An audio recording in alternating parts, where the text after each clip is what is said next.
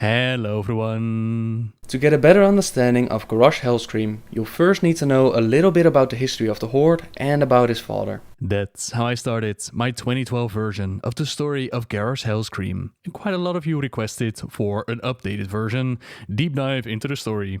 Not only has more story been added, it's also one of the earliest lore videos that I have done. So let us go back in time and talk about one of the best characters built up within World of Warcraft. You made me what I am! This takes us back to the time that the orcs were living on the world of Draenor and found themselves mixed up with the Burning Legion, who had corrupted their people and turned them against the Draenei. Dark fell magic, exchanging their ancient traditions of shamanism to become warlocks. Demonic blood offered by Gul'dan and the Pit Lord Manoroth, with Garrosh Hellscream being the first to embrace it. All of it to increase their power, bind them to the Demonic Legion, and wipe out the Draenei. Believing that good things would come to the orcs, believing that their leaders were passing on the wisdom of their ancestors. Instead, they ended up with a dying world. Their skins turned green, reflected the corruption that had seeped into their world and their race. Water and food, it became a rare commodity. That demonic blood that was pumping in their veins, it turned them against each other. It was at the most desperate when the Legion's creator Sargeras manipulated them towards invading a whole different world. A world full of food, water, and plenty of enemies to kill. Gul'dan, order your warlocks to double their efforts! Moments from now, the gateway will open, and your horde will be released upon this ripe, unsuspecting world. To weaken it and have the Legion claim it. Azeroth's defenders, however, they managed to push back this Horde's first invasion. The second one, it was also repelled, with the Alliance stepping through the Dark Portal to stop the Horde from ever again inflicting the same suffering that they had caused to Azeroth. The Dark Portal was destroyed, which separated the Horde's forces, leaving some of them, like Grommash and his Warsong clan, now stranded on Azeroth. They believed the way home was lost forever, and that their beloved Draenor and all those left behind, that all of that was dead. Gromspots turned to his son, who had indeed stayed behind. Not because he was too much of a coward to fight, or didn't believe in the mission of the Horde. Quite the opposite, in fact. Garrosh, he had caught a case of the red pox. This wasting disease is highly contagious, lasts for months, and kills many of the infected. Every few generations, an outbreak would wreak havoc among the clans. Those of the orcs infected, they were placed in quarantine in the beautiful land of Nagrand under the care of Great Mother Geisha. Although much of the world had been consumed by the Legion's influence, this piece of land, it remained intact, and so did its people. Those here were far enough away from the Fel to keep their normal skin color. They remained uncorrupted, or as the orcs called it, they remained Magar. Father and son, living separately from each other. On Azeroth, Grommash would live on and learn. Team up with young Thrall, liberate orcs from their internment camps, and reform the Horde. Thrall's journey placed him on a path of destiny, one to fight back against another coming of the Legion. Grum was at his side, but he could sense that things are like the old days, like the demons are near, and the bloodlust, it takes hold of them once more. The Warchief of the Horde decides to put Grum and his men on the task of setting up a settlement within Ashenvale Forests, entering the territory of the Night Elves, cutting down sacred trees that they've guarded for millennia. It gave Grum the fight that he was looking for, but overcoming something as powerful as the Wild God Cenarius, it was going to take more than just the orc's strength. Once more, they drank the blood of Manoroth, despite it going against everything that Thrall tried to teach them. They embraced the rage and the old days, slayed Cenarius, but also placed themselves right back into the arms of the Legion. Ah, Thrall. You always believed that the demons corrupted our race, but that's only half true. We gave ourselves up willingly on Draenor. The other chieftains and I, we drank Manoroth's blood, Thrall. We brought this curse upon ourselves. You did this to our people knowingly? Gah! History repeats itself here, with Grommash fully embracing the demonic curse. Thankfully, Thrall and his new ally, Jaina Proudmoore, they're able to make Hellscream see clearly again, which means that it's time to confront Manoroth himself and make him pay for what he has done to their people. The boy believed you could be saved, but he didn't know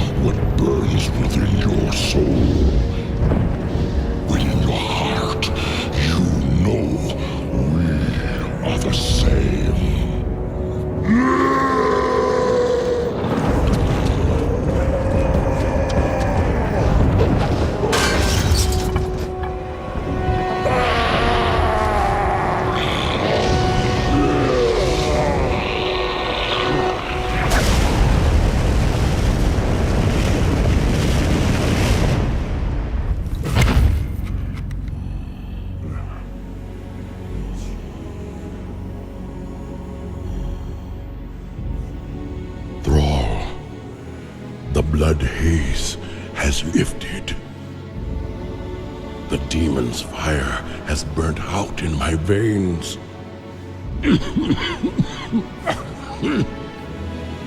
I have freed myself.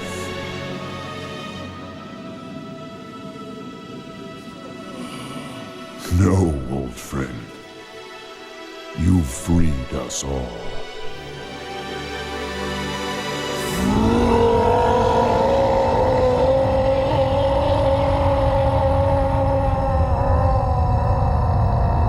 Grum's heroic sacrifice would mean the salvation for the entire Orcish race. Thrall would go on and help save the world from the Legion, put a base for his new horde in the lands of Durotar, with their capital of Orgrimmar, trying to keep the peace between the Alliance and the Horde going. Some might see this as a fool's errand, the Horde and the Alliance simply destined to fight one another. But people like Frau, people like Jaina, they did their best to show the world that there was another way, that there was enough room and opportunity for both factions to exist together on Azeroth.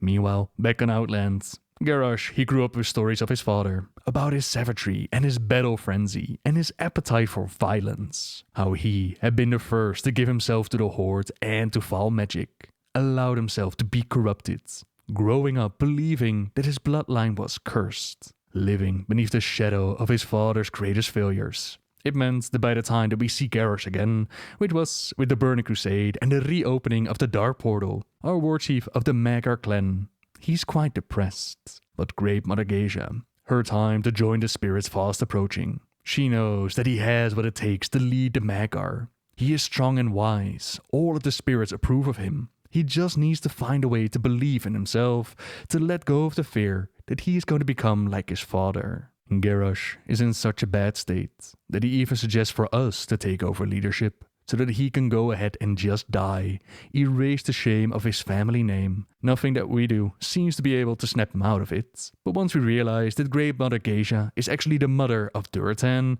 Durotan being Thrall's father, we quickly warn a warchief and make him get his orcish butt over here so that he can talk to his grandmother. She reveals the name that his parents would have given him. As Thrall, it was his slave name. They would have named the Goel, and our Goel is then asked to talk to Garrosh, to reveal what has happened to his father. But Thrall does one better, and he shows the boy how his father died. How he gave his own life, so that all of them could live free of the blood curse. Thrall, he had given Garrosh something that he had never had before.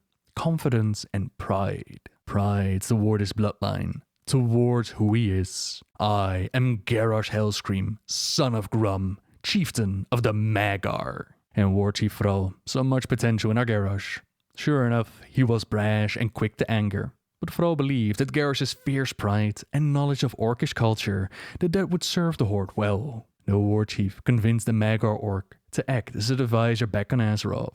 Journey with him through the Dark Portal, where it's soon obvious that Thrall and Garrosh, they have quite different visions when it comes to the Hordes. Seeing the massive city of Orgrimmar with his own eyes, it was amazing to Garrosh. Don't forget, he thought that nearly all of the Horde was gone, and here he was, in a city bustling with orcs from all different ages. The color of his skin, being Magar uncorrupted, it made him stand out like a sore thumb. There was an old veteran, one that had served under Grommash himself, who approached Garrosh, told him that he would do his people proud, and if he'd still be able to fight, he would follow the young Hellscream, just like he had his father. But not all was fantastic and glorious. At the Valley of Honor, there was a young orc that had spent her childhood in the internment camps who opened his eyes, made him realize that the products that were sold at the markets, it could not have come from the desert land that the Horde called home. Ashenvale to the north, it was full of everything that they could ever need, but they didn't settle there. Their beloved warchief, the one who would do everything for his people, he had chosen to build a city here to pay for the sins of the past. A strange notion to Garrosh. Who was going to be the one to set the price? Are these children that have grown up in the internment camps, are they not punished enough? Thrall's horde was quite different from the one Garrosh had known, especially since this one, it included more than just the orcs, and Garrosh's vision towards how Thrall was ruling it. It was quite different. Then there was a meeting at Pheromone to try and extend that peace that Frau and Jaina had going to more leaders like Varian Rin. The king of Stormwinds, he had lost much to the savage orcs, like his kingdom, his father and his freedom, but perhaps times had indeed changed. Perhaps this new Warchief Thrall was the beginning of something great. Despite all odds, their negotiations actually went quite well. Small steps towards working together, discussing things like trading timber for ore and exotic hides. All of this was a discussion fit for merchants in Garish's eyes. Why should the orcs make concessions when they had the strength to just take what they wanted? To which young Enduin Rin, he asked, why waste your warriors and resource in battle when a few words will bring you greater profit? Point being that Frau, he was open to the idea of working together, while Garrosh, he was more like his father, a desire and bloodlust for conquest and battle to claim what the Horde needed. My people should have taken this world long ago, during the First War. But they fell to corruption. In their weakness, they allowed the pitiful races of Azeroth to join the Horde. Regardless, their meeting was disturbed by outside sources, which prevented peace for the Alliance and the Hordes. Both sides would soon have to deal with the Lich King waking up in Northrend and undead forces knocking on their door. While Warchief Thrall called for counsel and held his grounds, Garrosh, he wanted to take action. Take the fight to Northrend and protect the Hordes. Their argument, it got so heated that Garrosh called for Mccory, a duel of honor, a challenge issued out of sheer frustration and rage. At the Ring of Valor, he fought to get his warchief to act, but their fight got interrupted. Quite lucky for Garrosh, though he rather died and admitted that he couldn't take on Thrall in this moment. The Scourge, it did the job for him by attacking Orgrimmar, and with that, the order was given. The Horde and the Alliance, separately, marched upon Northrend to confront the Lich King. None other than Garrosh was tasked with leading the Horde's forces. Hungry to prove himself to his people, we could find him in the Borean tundra at the Warsong Hold, defended a keep against the spider-like Nerubians. Their army was called the Warsong Offensive, with seasoned veterans like Draenor Saurfang leading the Horde's vanguard, and his father Varrock doing his best to impart some wisdom upon the younger, hot-headed orc. Most of it seems to be lost on him, preferring his own tactics and knowledge. But Garrosh is not a fool, and some of what Varrock tells him actually sticks. Honor young heroes, no matter how dire the battle. Never forsake it. They spoke of their past, of what it meant for orcs to be freed of the blood curse, only to now have to deal with their sins, with what they had done. Grommash and Saurfang had both drank from the blood of Manoroth, which led them down a very dark path. Saurfang promised that he wouldn't let Garrosh take them down that road ever again, with the promise from Saurfang to kill him before that day comes. The campaign pushed forward, and Naxxramas was soon enough conquered. But our time in Northrend, it was not just focused on the Lich King and the Scourge. There were distractions like the Nexus War with Malygos the Blue, also great losses at the Wrathgate, Varrock losing his child, while up north in Ulduar, the Explorers League uncovered a horrible, ancient evil. Yogg-Saron has awakened. I want to see this dwarf.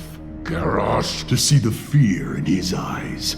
Then we'll know if he's telling the truth. No, wait! We are going to need all the help we can get if we are... Thrall! What?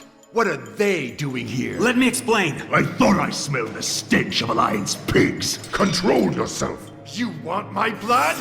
Come then, dog. He's mine. Stop it! We have all lost! A great deal in this conflict. But we stand to lose everything if we do not stop fighting and work together! A true war chief would never partner with cowards. At the Wrathgate, the Horde's partnership killed more of our men than the Scourge. I'm done with your Horde. May this Death God take you all. You disappoint me, Garrosh. With their leaders not seeing eye to eye, Heroes amongst the factions would rise up themselves to push back the evil of Yogg-Saron. What is interesting to note is that at this time in the story, Garrosh and Varian, they're very similar characters. The human king, he has two sides to him, one of them being his Lokash side, quick to anger, quick to lash out, a deep hatred for the Hordes and all that they had done. He was unable to look further, to let go and work towards a better future like Frau had wanted. Garrosh was similar. He had no love for the Alliance, only to his Hordes. Well, this was the second time that he and Varian had come to blows. It would definitely not be the last. And the words spoken by his Warchief. You disappoint me, Garrosh. They would haunt his steps as Frawls stuck around and inspected Warsong holds. While doing so, a report came in. The Alliance had apparently attempted to conquer Mordrevar, but a Horde patrol had seen the regiment and successfully prevented the assault by attacking them from the rear. Pinched between the Scourge at their front and the Horde at their back, the Alliance forces had perished, but so had the Hordes. The Scourge too had suffered losses, but the gates remained under the Lich King's control. Forces led by Blackscar, who proudly reported back to Garrosh. Though it had cost them their lives, their selfless bravery prevented the Alliance from capturing a strategic point. Such courage is worthy of true soldiers of the Hordes. Garrosh sent a messenger back, telling Blackscar to immediately return to Warsong Hold. An ambush on open troops waiting to fight. That's one thing. To attack a regiment already engaged in battle with another from behind. What was Blackscar going to do next? Sneak into their camps and poison their water? Enslave one of their commanders with magic and force him to murder his troops while they sleep? Rain disease upon their enemies like the Forsaken? Fight the way that they do? There is no combat, but honorable combat. What Blackscar had done was coward work, and Garrosh would not have cowards among his ranks. One last chance was given to Blackscar to return to Orgrimmar's hammer. Lead his soldiers in a manner worthy of the Hordes, prove that he was no coward, or it would be his head on a pike. A wise decision, one that Thrall approved of. He had no regrets to make Garrosh the commander of their forces. He only wished for his attitude towards the Alliance to change. But Hellscream had a duty to the Hordes, and the Horde alone would not compromise like Thrall had.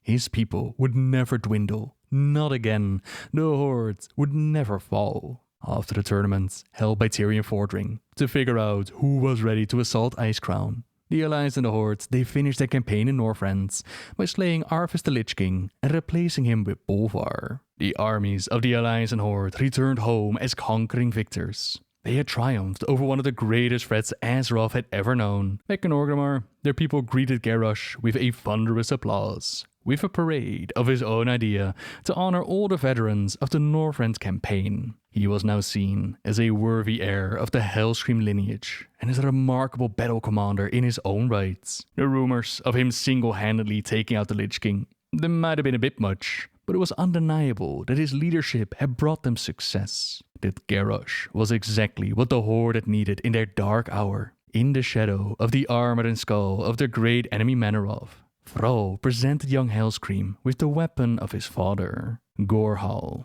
the axe that had slain the Pit Lords, but was also used to slay cynarias. Like any weapon, it can be used for good or ill. I charge you with being the best of your father, Garrosh, with using this weapon wisely and well for the good of your people. If only Thrall could predict the future, but his attention would soon be drawn to the coming of the Cataclysm. Shamans around the world sensed that something was coming, that something was very wrong with the elements themselves, but what was causing this upheaval remained a mystery. And all will burn beneath the shadow of my wings. Figure out what was going on. The Warchief decided to travel to Outland and communicate with their elements. While he was gone, someone would have to lead the Horde, and Thrall decided that Garrosh was the perfect orc for the job, to lead the Horde on his behalf until he returned. At first, Garrosh thought that politics were not exactly his game. He understood battle and tactics and how to rally troops. But ruling their people, he'd rather have a sword in his fist than a scroll. Thrall assured him that he wouldn't enter the political battlefield without weapons. At his side would be seasoned advisors like Eitric and Cairn to help him uphold the honor of the Hordes. No need for glory at the moment. You just need to take care of it. put his needs before your own, as your father did. It is my true longing to lead the Horde to the best of my ability, Gera said. And so yes, 1,000 times yes, my Warchief. I will lead as well as I can, and I will consult with the advisors you suggest. I know what a tremendous honor you do me, and I will strive to be worthy of it. Ancestors, Frau thought as he watched Garrosh stride away, chest swelled with pride and pleasure.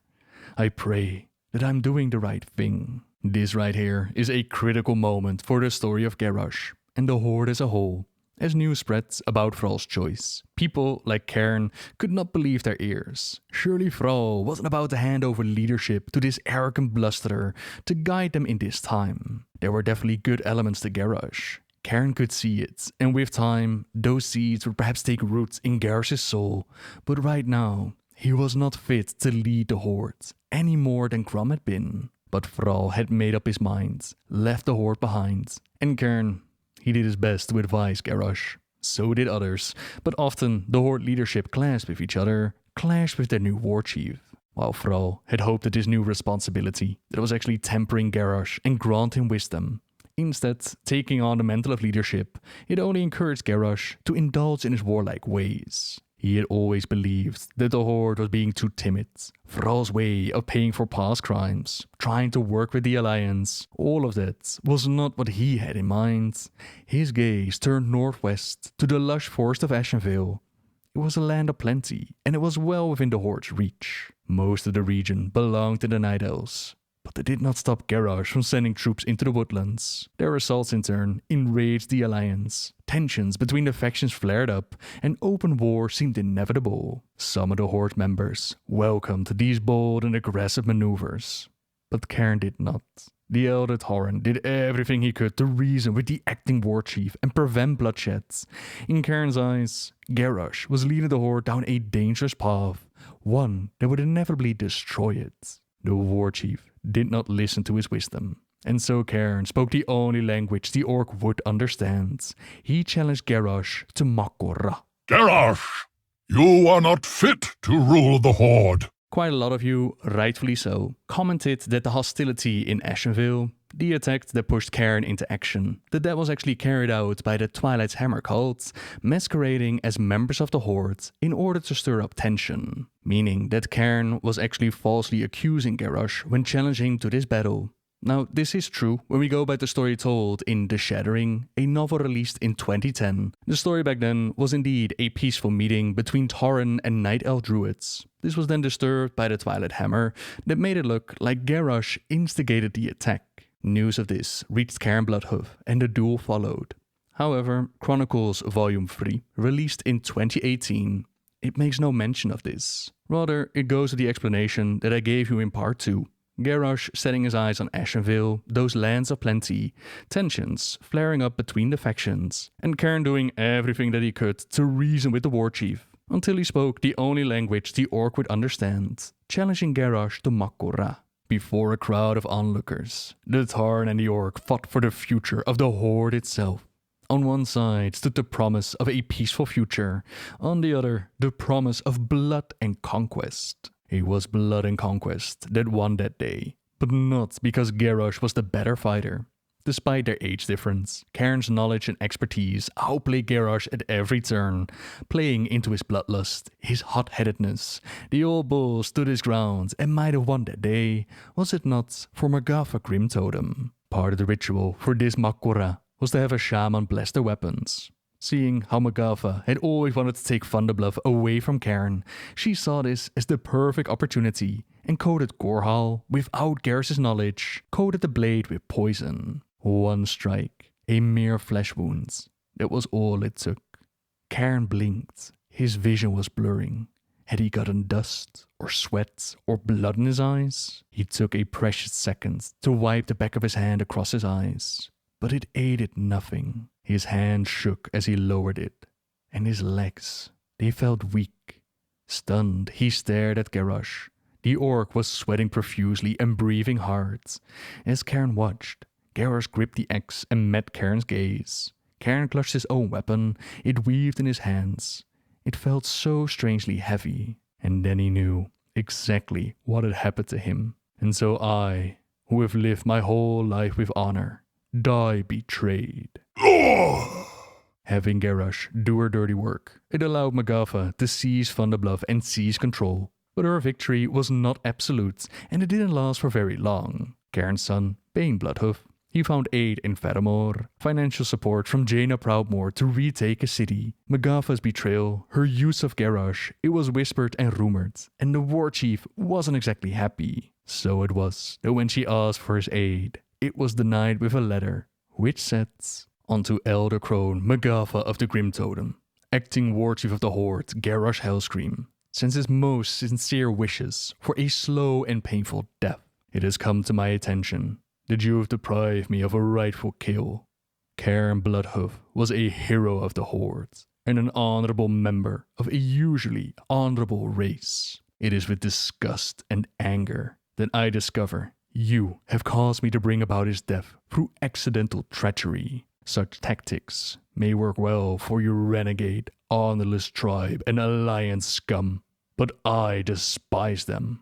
It was my wish to fight Cairn fairly and win or lose by my own skill or lack of it. Now I shall never know, and the cry of traitor will dog my steps until such a time as I can sport your head on a pike and point to you as the real traitor. So, no, I will not be sending any true-hearted orcs to fight alongside your treacherous, belly-crawling tribe. Your victory or your defeat is in the hands of your Earth Mother now. Either way, I look forward to hearing of your demise. You are on your own, Magatha, as friendless and disliked as you have ever been. Perhaps more. Enjoy your loneliness." And with that, Garrosh washed his hands of her foul treachery, and Bane took back the city. Following his father's wisdom, he decided not to execute her. Exile would be Magatha's fate, and for those that remained at her side. This, the young Tarn believed, was the best way to honor his father's wishes, to put the needs of their people before his own desire for vengeance. This mindset, it also helped him to get past the Mccory between Garrosh and Cairn. He held no massive love for Hellscream, but for the sake of his people and for the sake of the Horde, he gripped his Warchief's hand and pledged the Tarn's loyalty once more. Garrosh, Cairn was my brother! Thrall's decision to make Garrosh the acting Warchief, it had caused him the life of one of his closest friends and allies. He'd been wrong to put his faith in Garrosh, and he blamed himself for all that had come to pass. But Argoel had learned much about what was to come, was now on a journey of saving the entire world, so he couldn't exactly come back as Warchief, and Garrosh was left in charge. Under his leadership, the Horde's aggression accelerated, which actually made a whole bunch of people happy. It was a change from Thrall's leadership, without a doubt, but his new Warchief quickly became a fan favorite. His war campaign, it took the Horde into Ashenvale, these lands of plenty, where Garrosh's brutal tactics, like deploying the Magnatar taken from Northrend, forced to fight for them because they held the children hostage. It almost secured their victory. Just a bit unlucky that around this time, Varian Rin was dealing with his inner turmoil, where before, he and Garrosh were quite similar. Now he was actively working on reining in that aggression that he had inside. Gang Greymane and the Gilnean Worgen, they wanted to rejoin the Alliance. They guided the King of Stormwind through his own ritual, which ended with Varian becoming the champion of the Wild God Goldrin, leading the Worgen forces to aid the Night Elves in Ashenvale. Once more, Varian and Garrosh clash blades, the king disarming and wounding the Warchief. Having a demigod on your side, it helps quite a bit, and the Horde was forced to retreat, literally pulling Garrosh off the battlefield. No matter. One battle lost, it did not mean the end of the war. Garrosh pushed forward with their campaign, assaulting more territories, while also dealing with his fellow leaders and commanders amongst the Hordes. The new Warchief, he had vision and ambitions for his faction, all the while remembering the lessons of the past. There's no combat, but honorable combat. So when the news reached him that Overlord Kromgar had ended their campaign in the Stoneteller Mountains by bombing Taldera Grove, the Warchief decided to pay them a little visit.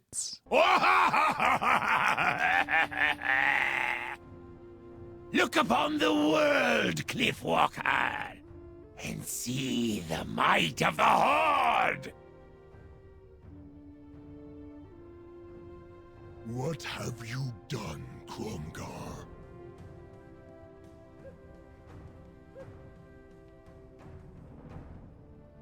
Warchief! I was carrying out your command! My command? Was my command to murder innocents, Cromgar? Warchief! Sir, Am I a murderer, Cromgar? No! Warchief! Then I ask you again, what have you done? I sent you into Stone Talon Mountains with an army. Your orders were to secure this land for the Horde. Instead, you laid waste to the land, murdered innocents, children even. I spent a very long time in Northrend, Cromgar. I learned much about the Horde in that time. While there, a wise old war hero told me something that I would carry with me forever. Honor, Cromgar. No matter how dire the battle, never forsake it. Overlord Cromgar, you have disgraced the Horde. You have brought shame to us as a people. By my right as Warchief, I hereby relieve you of duty. You are dismissed. And you... Wait, Warchief, please. This is the hero responsible for uncovering this corruption. This one tried to stop Cromgar. Have mercy, Warchief. Mercy? Your wife and child were murdered. Your kin wiped out. Your home burned to the ground. Mercy. Chieftain, on this day, I learn from you. One of the moments that made people cheer for Garrosh. There's another in the Twilight Highlands that we'll get to in just a moment. Before that's upholding honor amongst the Hordes. It proved difficult with the other races, like the Forsaken and Sylvanas Windrunner, who had taken over the battle at Gilneas. Honor meant very little to Sylvanas. She is more about getting results. Despite a Warchief banning the use of their plague, she used it anyways, and when she showed off the new powers granted to her by the Valkyr, Garrosh wasn't impressed. Why have you called for me? And more importantly, what are those Scourge fiends doing here? Warchief, so glad you could make it. With the death of the Lich King, many of the more intelligent Scourge became unemployed. Those fiends, as you so delicately put it, are called Valkyr. They are under my command now. And they are part of the reason that I asked to see you. Get on with it, Sylvanas! Very well, Warchief. I have solved the plight of the Forsaken. As a race, we Forsaken are unable to procreate. With the aid of the Valkyr, we are now able to take the corpses of the fallen and create new Forsaken. Agatha, show the Warchief!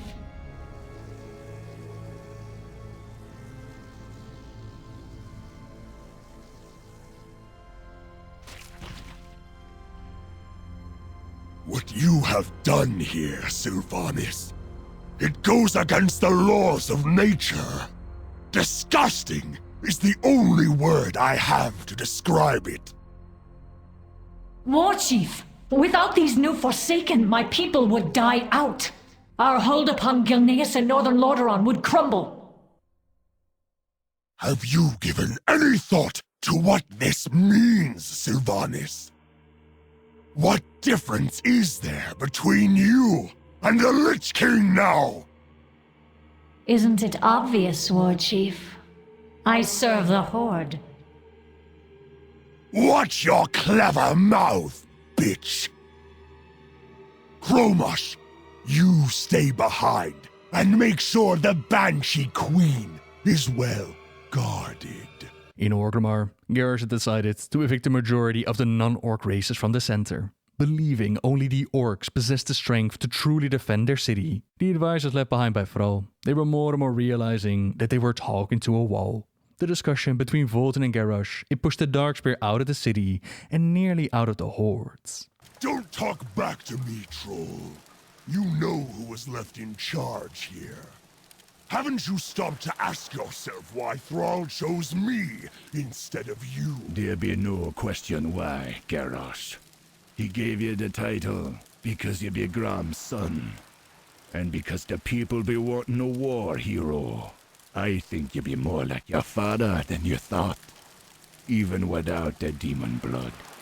You are lucky that I don't gut you right here, whelp. You are foolish to think you can speak to your war chief in such ways. You'll be no war chief of mine. You'll not earn my respect. And I'll not be seeing the Horde destroyed by your foolish thirst for war. And what exactly do you think you're going to do about it? Your threats are hollow. Go slink away with the rest of your kind to the slums. I will endure your filth in my throne room no longer! I know exactly what I'll be doing about it, son of Hellscream. I'll watch and wait as your people slowly become aware of your ineptitude. I'll laugh as they grow to despise you, as I do. And when that time comes, that your failure is complete and your power is meaningless, I will be there to end your rule, swiftly and silently. You will spend your reign glancing over your shoulder and fearing the shadows.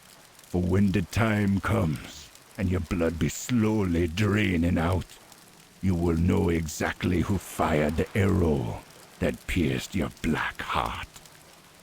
You have sealed your fate, troll. And you yours, Warchief. Some left, while others joined, like the Goblins with their leader Galliwix, or the Shadowspear Trolls recruited to aid with their campaign in Darkshore. The Cataclysm carried on with not just the Alliance and the Horde fighting each other. There was also the bigger threats of Deathwing and the Old God's plans for the world, which required some attention as well. Both sides ventured into the Twilight Highlands to take care of the Twilight Hammer cult. Fleets of airships blotted out the sun, laden with war machines and soldiers. But our entry into the Highlands, it wasn't just smooth sailing. Fellow warriors of the Horde, hear me now! Ahead hides our foe, worshippers of chaos who seek to remake the world. A new world is coming, friends, but it is not the world of their design. Together, we will crush the Twilight's hammer, raise their stronghold, salt the earth, and burn the bodies! All will tremble at our might! Then we will stand astride this world as its masters! United in our conviction, unrivaled in strength, beholden to no one! Today, we will remake the world! Our world! Coming up on the For Twilight the Highlands, Captain! Horde! Captain, sir! Alliance naval fleet sighted off the port bow! The Alliance steams in close formation without escort! Air Guard, attack! Strafe them now while they cannot maneuver! What do you think he's doing? The carriers are unprotected! What kind of madman orders away his close air support? A winner! They're after the Warchief! Get off my ship! The Warchief Zeppelin is in flames! It's going down! Despite a rocky start, we do make landfall and come in contact with the Dragonmaw clan. They were actually part of the very first Hordes, Quite a long story involving the enslavement of Alexstrasza, the Red Dragon aspects, and their flights. These days, the Dragonmaws are led by the fell orc Morgor, but a bit of persuasion on our part, a bit of murder to get rid of this corrupted orc, he replaces him with Zayla. Wherever the Horde takes us, we will keep our heads high and our blood pure. God riddance, Morgor! A new Dragonmaw dawns this day! The Warchief! He's alive! He was rescued off the coast. Come outside quickly! The town is ours! Ah, there she is! The Battle Maiden of the Dragonmaw! Let me see your face. Hellscream, I am Zayla of the Dragonmaw. Your people have freed mine from tyranny. We are your instrument. The strength of the Dragonmaw is yours to command! For the Horde! Blood and honor, hero. The Horde welcomes you. Your people will be put to the test as we obliterate Twilight's hammer and lay claim to this distant shore. And so they did. Their adventures together, forming a close bond between Garish and Zayla. If they ever wanted to add a secret child of Garrosh to the story, Zayla would be your best bet. That's never been stated though. In this moment, the Twilight's hammer in the area, they were defeated. And eventually Goel and the Aspects and the world of Azeroth, they were able to stop Deathwing and the Old God's plans. You are Azeroth's true guardians, and the future of this world is in your hands. For the dawning of the Age of Mortals has begun. The damage inflicted to the world, it meant that Goel stayed with the Earthen Ring to heal Azeroth. That also meant that Garrosh stayed on as Warchief of the Hordes, and this dawn of the Age of Mortals. It was his time to push forward with their plans of dominance and conquest. The Horde leaders were gathered, as Garrosh explained his plans of taking out Pheromone, home to Jaina Proudmoore. The one that Thrall had worked so hard with to establish peace, it had now become a prime target for the Warchief to take out. Not all of them agreed with Garrosh's choice. Not all thought that this was a good idea for the Hordes. But all the same, the Horde, they rallied its forces at the Warchief's command.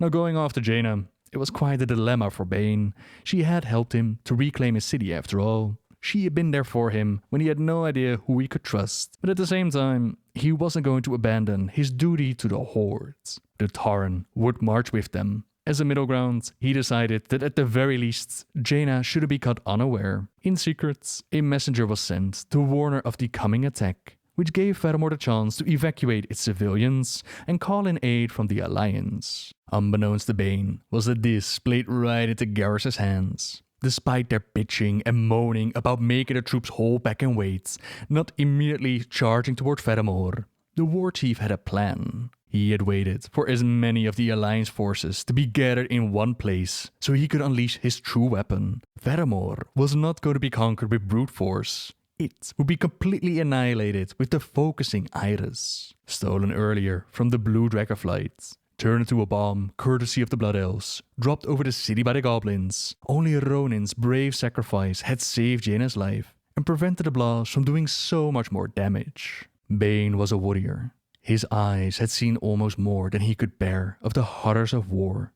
But this, the mana bomb so thoughtfully provided by the Blood Elves, who stood cheering with other Horde members who somehow felt that what Garrosh had wrought was a good thing, had exploded over the entire city and had not just harmed its citizens and buildings, but crushed them utterly. Tears ran down his muzzle, and he made no effort to wipe them away. He stood surrounded by throngs of cheering Hordes.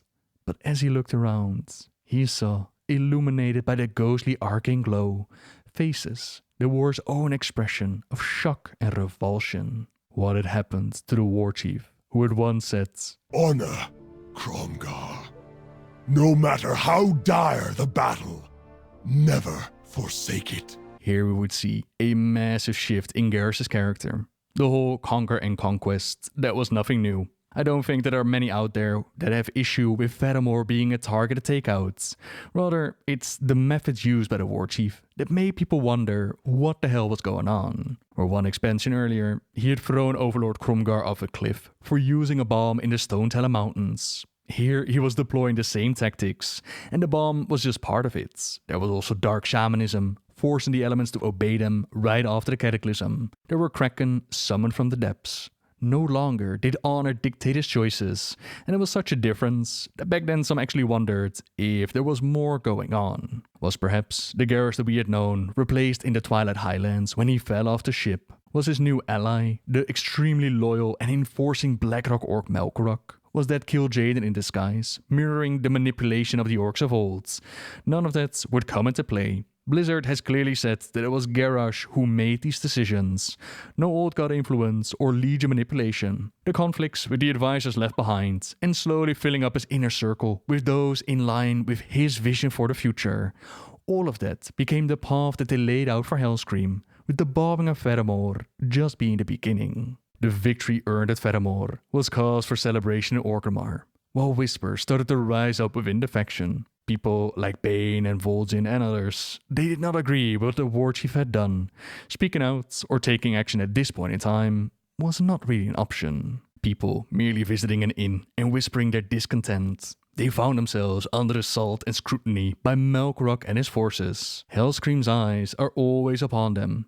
So they laid low and remained loyal to the Hordes, while Jaina's survival, that meant that she was able to return to Pheromone and witness the carnage. She looked for survivors, but she found none. The peacekeeper, the diplomat that she used to be, that was murdered by Hellscream. Now there was rage that took hold of her heart, and while there were no survivors to be found, she did encounter a group of orcs poking around the debris, laughing to each other, looting of the dead. No one can protect you. Kill the Proudmoore wench, and bring me that Your bomb! people are despicable cowards, Orc. You're nothing more than rabid dogs, and you will be put down! Brave words, mage. I'll spit in your face when you beg for mercy. You spit on mercy? Then you will have none! You want carnage? Garrosh will get more blood than he ever bargained for! Now the focusing iris was in her possession, and she planned to use his power to create a massive tidal wave and drown out all those in Orgrimmar. Goel and the Blue Dragon Caligos, they were able to change her mind, convince her to not become another Arthas. Instead, she decided to use the Waters Gathered to help the assembled Alliance fleets. They were fighting against Kraken, who were dealing massive damage to the ships. But the Warchief did not just send the creatures of the deep to do his fighting. He too, Korhal in hand, jumped into the fray, once more clashing blades with Varian. 3 times they had done this dance now. Garrosh wanted to end it, but their battle was interrupted by a Kraken, and Jaina's tidal wave secured victory here for the Alliance. But Warchief Garrosh was far from done though. In his mind, he was simply thinking too small. It was no longer just about taking over Kalimdor. They had to crush the Alliance utterly, wiping their filth off the face of Azeroth. More ships, more weapons, more elementals and beasts and demons obeying their commands. Garrosh Hellscream, said Bane calmly. I ride now for Mulgore with my braves. There are far fewer of them than when I rode out to answer the call of the Warchief of the Hordes. My loyalty to the Horde is deep, and you cannot gainsay me on that. But know this, I fight for the true Horde, not one that utilizes methods both unnecessary and shameful. There must never be another Pheromone, not if you wish the aid of Bane Bloodhoof. Garrosh stared at Bane with narrowed eyes and a slight smirk that Bane could not interpret. Duly noted, he said, as he gathered up the reins of his Kodo. Bane glanced at Vol'jin. The troll looked at him sadly and gave a nearly imperceptible shake of his head. Bane nodded slightly. He understood Vol'jin's reasoning. It was the same as Bane's own. Vol'jin needed to protect his people from the wrath of an offended Garrosh. A world war. As Bane headed west, toward home and the serenity of the rolling plains of his beloved Mulgore, he could not decide if Garrosh was mad with power or simply mad. After the cataclysm and the bombing of Pheromone, a new land was discovered. I am pleased to report that the battle at sea goes well, Warchief. Our forces report decisive victories off the coasts of Daenerys and Tol Barad. Alliance blood spills. This pleases me, General. There's more. I received word that our southern fleet engaged an Alliance envoy. We chased the royal flagship until it ran aground. Aground? Where? Apparently, they found a massive, uncharted landmass, shrouded by dense mists. And you let the Alliance get there first! Redirect the invasion fleet! General, you and your best veterans will pave our way. Storm the shore, and paint this new continent red! And so, the eyes of Hellscream fell upon Pandaria, a land previously covered by mist, one waited to be conquered in the name of the Hordes. People, resource and power. That is what the Warchief desired. Unknown to both sides was that Pandaria is actually infected with something called the Sha. It feeds on negative emotions, and bringing our faction war here, it was like offering them a banquet. Problems all across the land arose. Problems that adventurers had to solve. Mix and mingle with the local Pandaren, until the Warchief himself, around 2 months later, he joined them and pushed on. Vol'jin, what are you doing here? Shouldn't you be on your island kissing frogs? The question is, what are we doing here? You bring this war to another corner of Azeroth, and I wanna know why. Your lack of vision is why your people are still primitives, and your lack of loyalty is why I did not summon the Darkspear for this campaign. Look around you, Vol'jin. This land is rich in resources. Wood, stone, iron, fuel, and people. A show of might on these shores will make the Pandaren think twice about joining the Alliance. All this bloodshed make everyone think twice about joining the Horde. This is the difference between me and you, Vol'jin. I won't let my people starve to death in the desert. I will stop at nothing. Nothing to ensure a proud and glorious future for the Orcs and anyone with the courage to stand with us. Wait here. Garrosh whispers to Bloodraiser. I have no doubts that you will be able to confirm my suspicion. See how the troll reacts. If he approves, he may live. If he does not, he's a traitor. Cut his throats. And that's exactly what happened on the mission. Inside the Dark Rookery, they uncover wicked dark Mogu magics to shape flesh, to build warriors. And Vol'jin has had enough. He can't go through with this. Garrosh playing God, making monsters. This ain't what the Horde is about.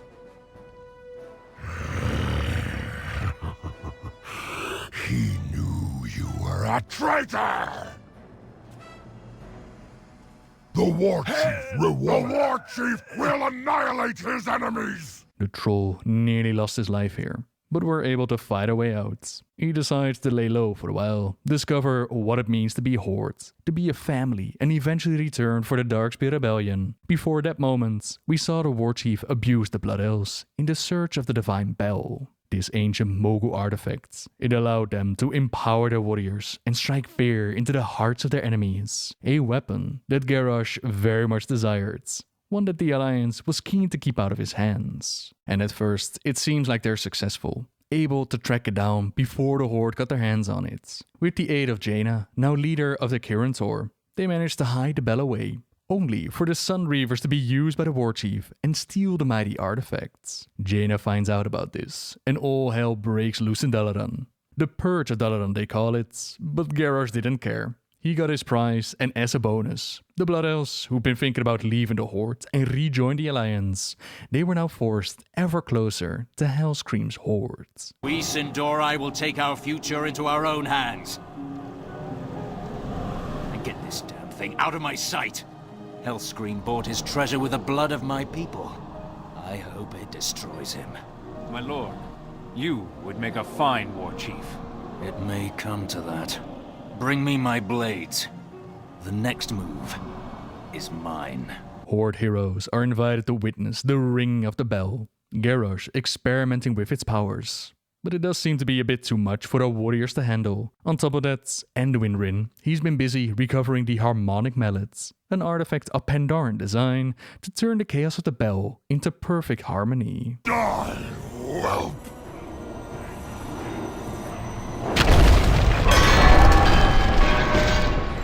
The Warchief's rage crushes the bell and nearly every bone in Anduin's body, but he doesn't kill him. The prince is going to spend some time recovering, while the Alliance and the Horde, they deal with the threat of the Thunder King and realize that working together is way better than constantly trying to kill each other. Vol'jin, now healed up and a bit wiser, also makes his return, kicking off the Darkspear Rebellion. The time without their leader, it hasn't exactly been great for the Darkspear trolls. Even Goel can see that the time to clean up his mistakes has come. Together with Sourfang, who had promised to kill Garrosh if he led the Horde down a dark path, they went on ahead inside of Orgrimmar with the aid of Nagrand. But Garrosh, he's been quite busy during his time as Warchief, and perhaps it's already too late. It thirsts. Bring it to the pools.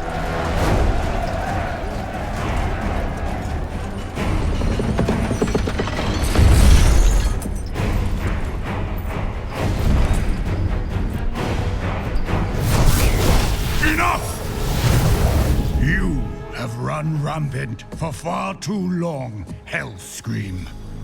But that stops now.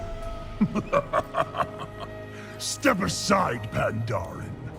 You confront a force beyond reckoning.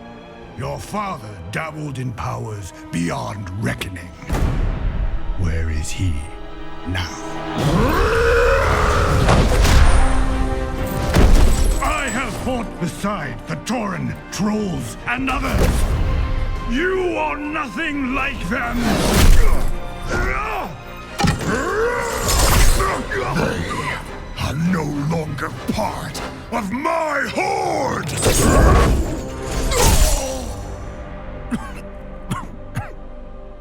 The world will hear of this. They will come for you. Yes, I'm counting on it. The armies of the world will come for me. And within my fortress, they will face all the terrible creatures I have wrought. The boundless power I have mastered. And one by one, they will fall at my feet. Anyone who would rise against my new horde will be impaled upon the spires of Orgrimmar! You Pandaren tried to bury your hate and your anger. But such power cannot be contained. It must be unleashed!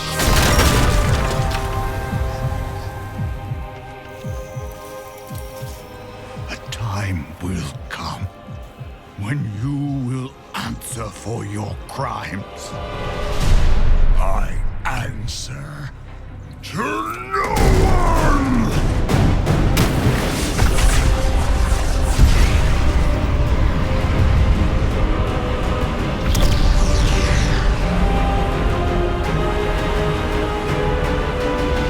All who challenge me will burn in the fires of my hatred. Deep beneath the land of Pandaria, they have found the heart of the old god Yashiraj, buried there millennia ago. Empowering it in the pool causes a massive explosion, massive devastation to the land of Pandaria. Alliance and Hordes, they work together during this so-called Siege of Orgrimmar, realizing that their war chief has to be kicked out. Our raid started beneath the veil against Immersius and the Fallen Protectors. It then moved on, proving and cleansing ourselves for Nuroshen, guardian of the vault where they had found the heart. After the Shah Pride fights, a Shah released by Garrosh, we discover just how far the war chief has stepped away from the orc we knew in the past. Look here! He left his weapon behind. Gore howl. This means he's completely unhinged. News to no one, Regent Lord. Korhal, the blade of his father's father, replaced with Zalato, desecrated image of Korhal. This weapon, it whispers to its wielder, which might make you wonder if by this point Garrosh was actually under the control of the old gods. But again, they have stated that he was not. Good or bad, at least his choices were his own. Choices that made some step away from him, while others they remained ever loyal, like Zayla riding atop Galagras, the last blood of Galakrond. It's the proto-drake that we defeat, while Zayla survives the encounter to fight another day. Atop the walls of Orgrimmar, General Hellscream remains ever loyal to his warchief, but the gates can't hold against the Night Elf onslaughts. With the gates fallen, we find out exactly how far Garrosh and his horde have taken this. There are Pheromone citizens, presumably those evacuated before the bombing. They're found caged or used for target practice or forced to fight each other for the sake of their children. I can't! They took my children! I'm so sorry. Please, find my babies! Trolls are also hung up, tormented and used for target practice. At the auction house, goblins are forced to dance for the orcs' entertainment. G. Firepaw has been beaten nearly unconscious as they're trying to get information out of him on the gathered Pandaren artifacts. Even Gammon, who heroically held his ground against the Korkron, he's been tied up. I, Gammon, will save us. After taking out the Dark Shamans Harum and Cardris, we join Gammon downstairs to confront Hellscream. Despite loyal orcs like Eitric and Sourfang deciding to step away from Garrosh, Hellscream cannot let go of his duties to the Warchief. Fiercely loyal to the Hordes and bound by a rigorous code of honor and duty, Hellscream will hold the line for his Warchief until his dying breath. I die with honor. Look, God. Oh, God. A more recent, but nonetheless fiercely loyal orc, that is Mccory. When the Warchief needed a volunteer to infuse with the power of Yasharaj, it was only natural that Mccory would offer without hesitation. Already a force to reckon with before the infusion, he is now a massive hulking force. Beyond him, there are the spoils of Pandaria. Artifacts, weapons and treasures found in the land. Tucked the Bloodthirsty from the Isle of Giants. Siegecrafter Helix Black Fuse, the only goblin to satisfy Garrosh in his search for the engineer of the true Hordes, creating monstrous, deadly weaponry like the Iron Star. Then the Paragons of the Kluxi, the mented bug-like race ever loyal to their old god Yasharaj, until all were conquered and overcome. And only Warchief Garrosh Hellscream remains. It is not too late, Garrosh. Lay down the mantle of Warchief. We can end this here, now, with no more bloodshed. Ha! Do you remember nothing of honor, of glory on a battlefield? You who would parley with the humans, who allowed warlocks to practice their dark magics right under our feet. You are weak. We are the Orcish Horde, the true Horde. We die, bloody and thrashing on the field of battle, like true orcs should. You are an orc no longer, and speak for none but yourself. You betrayed our people to forge your fragile alliances, and I will take great pleasure in tearing them apart. Then you have forced my hand. I will correct the mistake I made long ago. Spirits of the wind, the earth, the water, hear my call! Come to my aid! Fool! My dark shaman have twisted and tortured the elements for miles around. They cannot hear you now. Once again, you prove too weak and powerless to do anything. Never powerless, Garrosh. And never alone. So, you wish to face off against a real orc warchief? So be it. I, Garrosh, son of Grom, will show you what it means to be called Hellscream. Anger, hatred, fear, they are weapons of war, the tools of a warchief.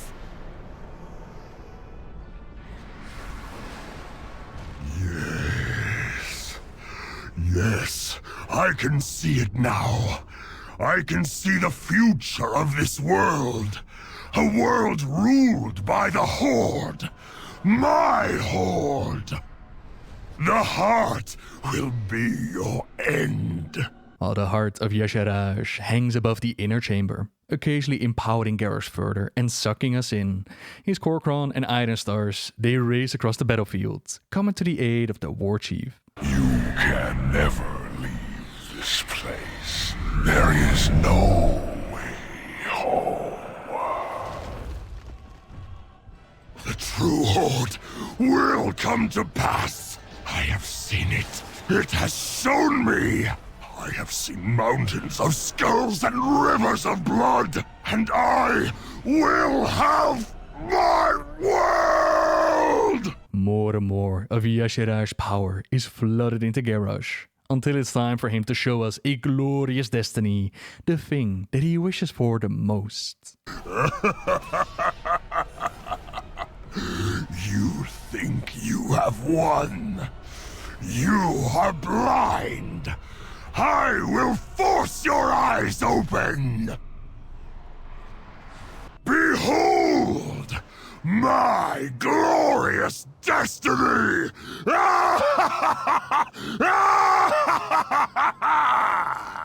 And while he fought very hard to bring that dream of his Horde to life, the world, the other factions amongst the Hordes, they disagreed with his vision and his methods. Garrosh is kicked out of the mantle of Warchief, while the heart of Y'Shaarj is completely drained. No! This world is my destiny. My destiny. You disappoint me, Garrosh. You are not worthy of your father's legacy. His punishment is not for you alone to decide. I won't let you take him. We have all suffered from his atrocities. My people, more than any other. Let him stand trial in Pandaria. There, we will mete out justice for all.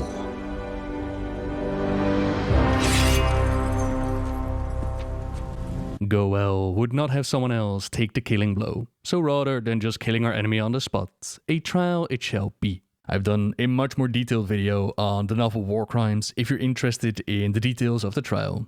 In essence, they held this trial in Pandaria with Taranzu as judge and the August Celestials to pass judgment. Duranda Whisperwind was appointed as the accuser, and none other than Bane Bloodhoof tried to defend Garrosh. Now the book, it was more about recapping past events and pushing the story forward into the next expansion. We did see Sylvanas and Verisa, the Windrunner sisters, planning to poison Garrosh. Verisa, very keen on taking vengeance for her husband Ronin's death. But in between, she had a change of heart, informed Anduin that the food was poisoned, and the prince prevented his death.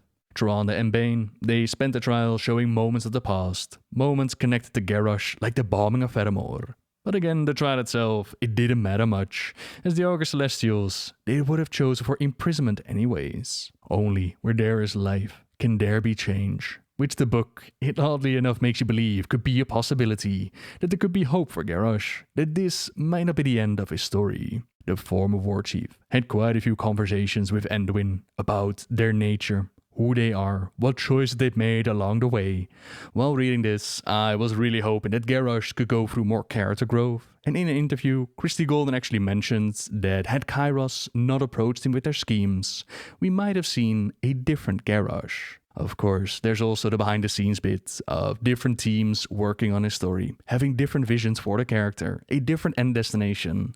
All that said though, change would not be his fate. At the end of the trial, Garrosh is given a chance to speak. He says, and Prince Enduin Rin, who by all rights should be foremost amongst those clamoring for my death, has chosen to spend hours in my company. I attempted to slay him in a brutal, cruel and painful manner. And what does he do? Garrosh shook his head, as if in disbelief. He speaks to me of the light. He tells me he believes that I can change. He has shown me kindness when I offered hatred and violence.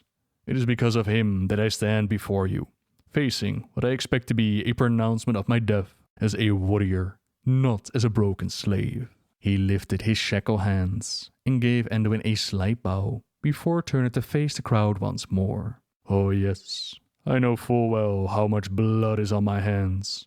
I know exactly the magnitude and the consequences of what I have done. He took a deep breath and seemed to be gathering his thoughts. Enduin leaned forwards, not wanting to hope, but hoping wildly, beautifully anyway. And now, here at this moment, when I am free to speak my mind and heart, I tell you true. I regret.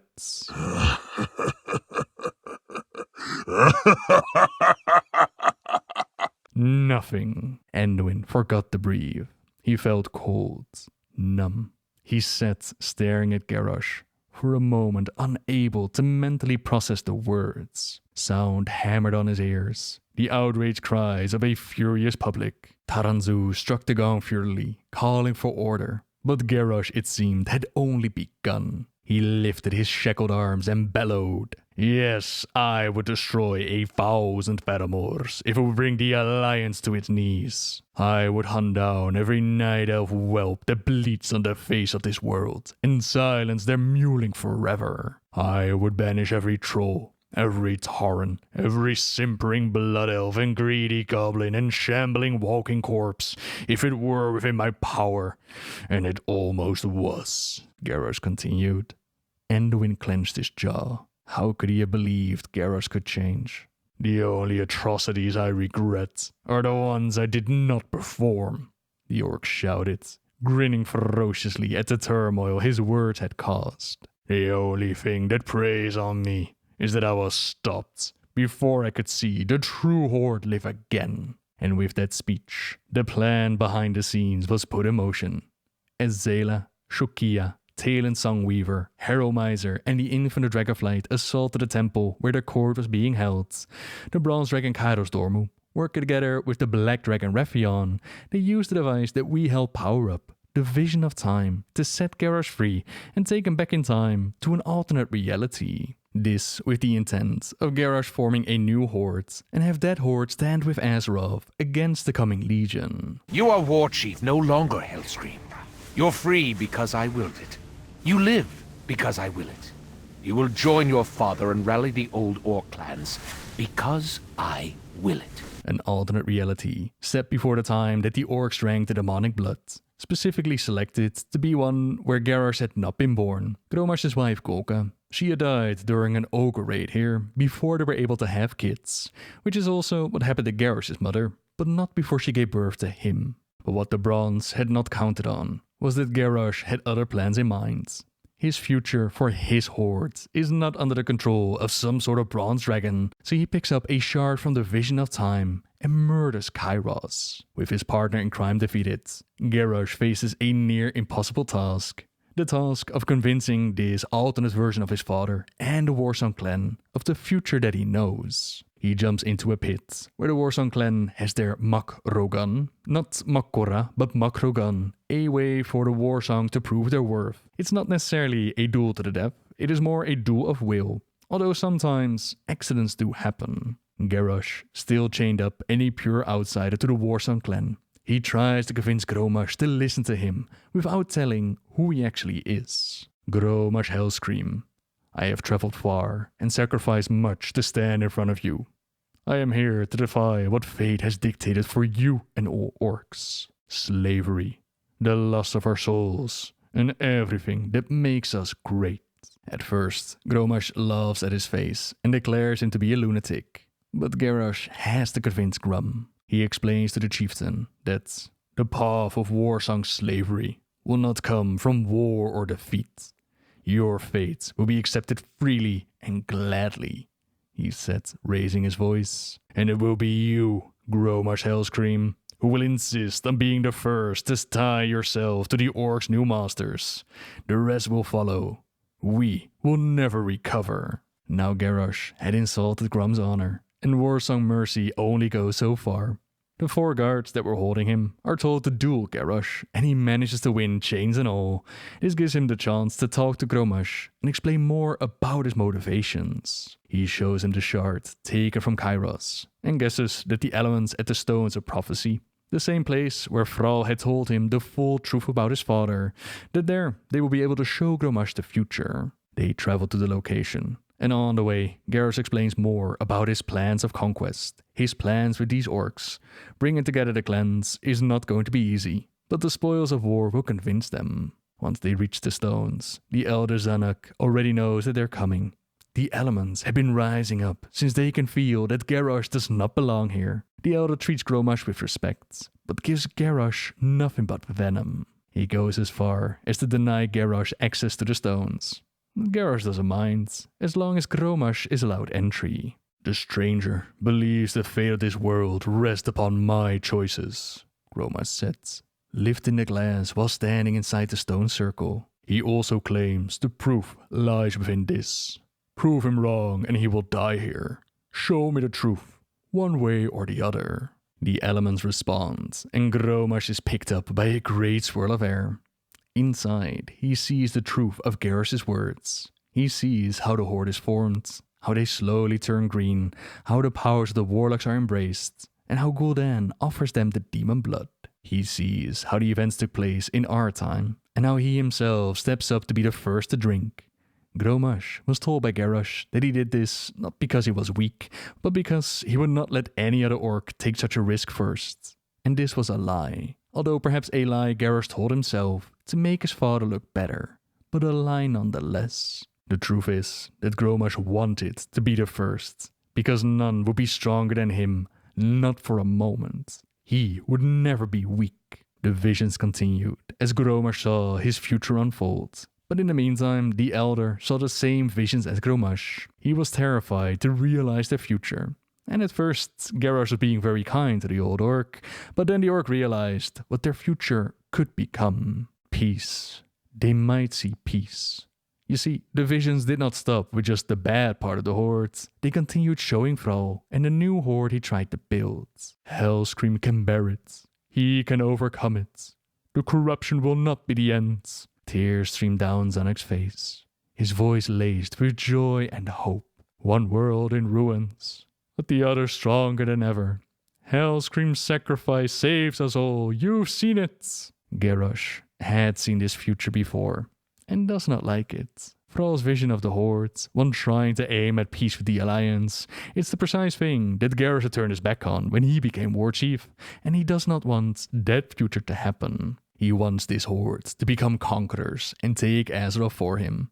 So, he places his hand over the old orc's mouth and nose, and slowly suffocates the life out of him. Now Zanuck won't be able to influence Grommash. Garrosh then quickly makes his way to his father, tells the guards to pull him out of there, to end the vision before Grommash knows too much, before he finds out about Thrall and the rest of the story. He lies to him about the elder Shaman being killed by the vision, fearing that the same could have happened to Grommash. With only half the story in his mind, Grommash agrees to Garrosh's plans of invading Azeroth. It's not going to be easy, and they only have a few months, but they will have to convince the rest of them to not touch Gul'dan's so-called gifts.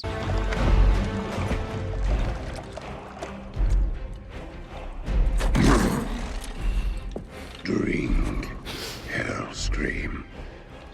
Claim your destiny. You will all be conquerors.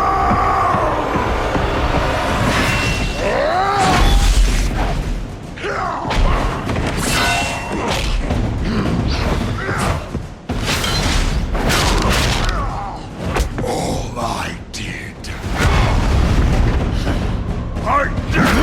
For the Horde!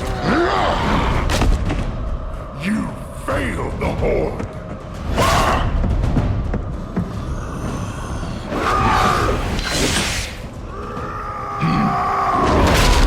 You made me Warchief! You left me to pick up your pieces! You failed me!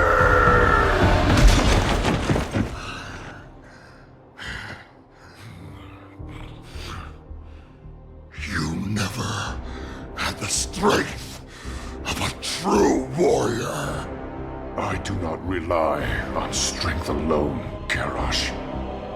My power is all around you.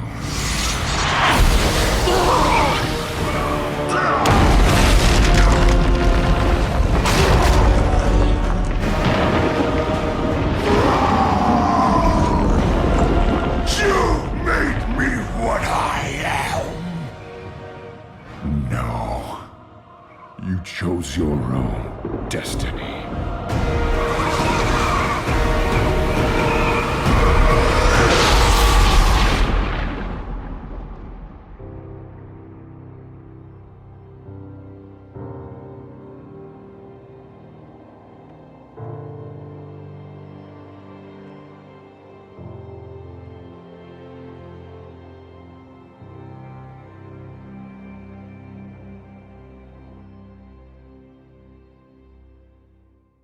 While I might have wished for a bit more character growth when it comes to Garrosh, rather than just use him to kick off the next expansion and then just kill him off. The raw emotion, the dialogue and the cutscene that sends him on his way, it is rather awesome. There are those out there that would say that Garrosh did nothing wrong, while others believe that he is evil incarnate.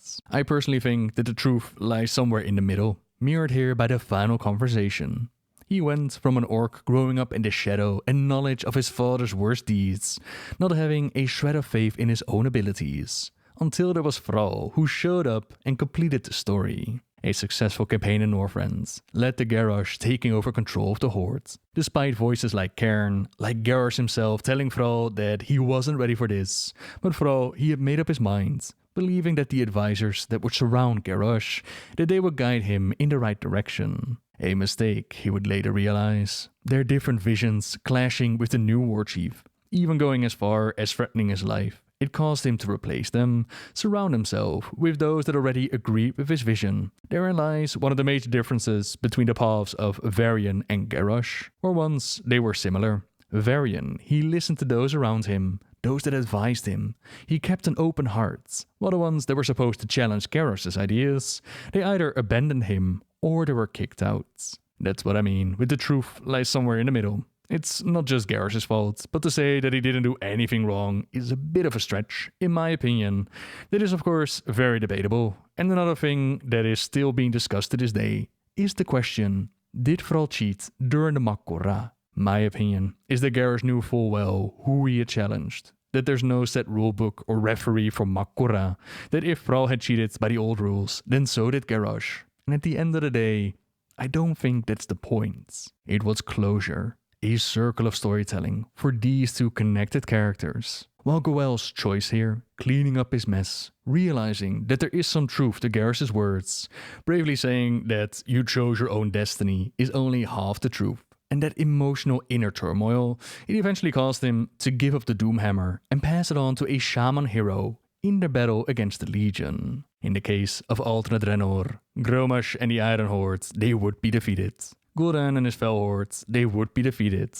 The Burning Legion, they would be defeated, as we left this alternate reality behind to do its thing. Later on, the Horde would reconnect to this reality, now with the timelines synced up, meaning that around 35 years has passed on alternate Draenor. Grommash actually had a son in that time, but Exarch Hellscream, he is thrown in his fate with Yrl and the Draenei. A war is going on between the Magyar orcs and the Holy Draenei. During the recruitment scenario, we sadly didn't see this alternate child of Grommash, only his sacrifice. So perhaps in the future, if they do decide to return to the storyline, we'll dive deeper into what's happening on alternate Draenor. We might find out more about this alternate Hellscream. In the case of our Garrosh, He's been deemed as one of the worst possible incarnations of himself by the Bronze Dragons. In countless potential timelines, he was seen as a great hero to his people. Some called him the Horde's greatest warchief. And despite judging our Garrosh like that, even now, people still see him as a hero. Not a Thrall as a warchief. Not one to beg and crawl for peace, but one willing and able to claim what the Horde needed, by any means necessary. I am the Warchief of the Horde! Respect my authority! Hate him or love him, he is definitely one of the better characters that was built up within World of Warcraft. And with that, I think it's about time to wrap up this video. It's been a while since we did such a deep dive into a character, but man oh man, has it been fun. I really hope you enjoyed it as much as I did making it. Question for the comments though, do you believe the Thrall cheated during the Mccory? Let's see what arguments we can come up with. And as always, thank you very much for watching everyone. Subscribe if you like my videos, leave a like if you enjoyed this one, and until next time, see ya!